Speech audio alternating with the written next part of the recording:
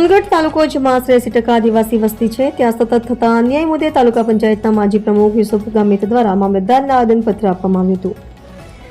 આવેદનમાં જણાવાયું છે કે તાલુકાના છેવાડે આવેલા કપડવંજ ગામમાં છેલ્લા 15 દિવસથી જંગલ ખાતામાં કર્મચારીઓ પેટ્રોલિંગના બહાને રાત્રે ઘરોમાં ઘૂસી આદિવાસી પરિવારોને હેરાનગતિ કરે છે। તાજેતરમાં ગામની ચંદ્રિકાબેનના ઘરમાં અજાણ્યા ઈસમો ઘૂસ્યા હતા, જેના કારણે ગ્રામજનોમાં ભયનું વાતાવરણ ફેલાયું છે।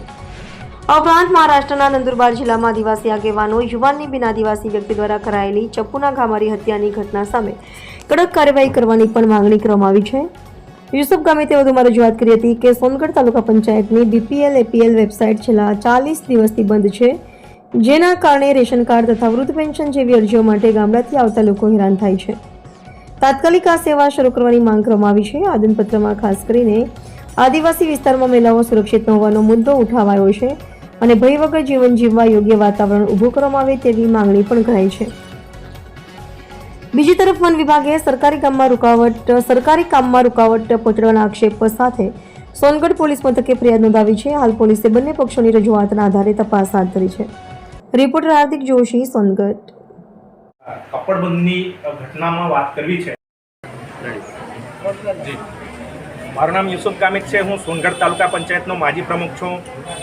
આજે સોનગઢ વિસ્તારના આદિવાસી લોકોને તંત્ર દ્વારા હેરાન કરવામાં આવી રહ્યું છે એ વાતની જાણ થતાં સોનગઢ તાલુકાનું કાપડબંધ ગામ કે જે ડાંગ બોર્ડરને અડીને આવેલું છે અને ત્યાં વન વિભાગના કર્મચારીઓ દ્વારા રાત્રે 9 વાગે એક ઘરમાં તેઓ ઘૂસી ગયા હતા અને એ ઘરમાં ફક્ત 2 મહિલાઓ હતી।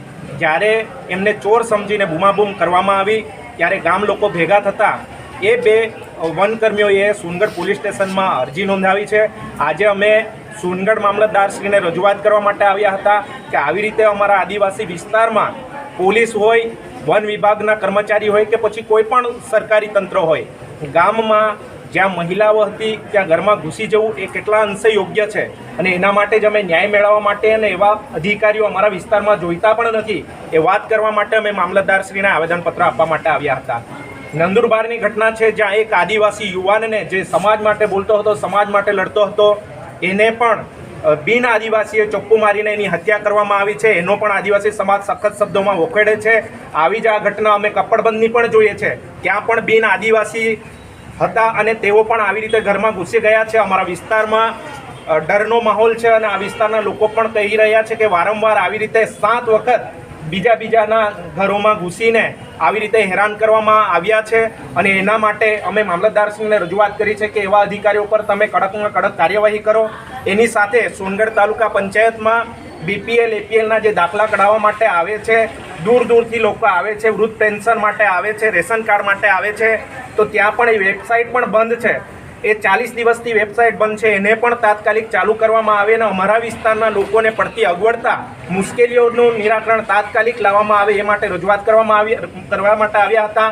બોરદા વિસ્તારમાં જે અમારા વિદ્યાર્થીઓ ભણવા માટે આવે છે, કોલેજે આવે છે, એમને પણ આવવા જવા માટેની ખૂબ જ તકલીફ પડે છે, તો બસની પણ અમે માંગણી માટે આવ્યા હતા અને અમે આ તંત્ર અને સરકારને એક જ વાત કહીએ છીએ કે આદિવાસી ભોળા નથી, આદિવાસી ભણી ગણીને જાગી ગયા છે। તમે અમને આદિવાસીઓને છેંછેડવાનું બંધ કરો।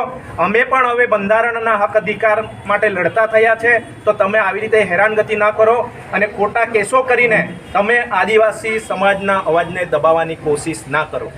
કપડબંધના કિસ્સામાં એવું જાણવા મળ્યું કે સામી ફરિયાદ કરી છે, એમાં ભણતા વિદ્યાર્થીઓ કે જે અત્યારે ભણીને પોલીસની તૈયારીઓ કરે છે એની પર કેસ કરવો કેટલું યોગ્ય?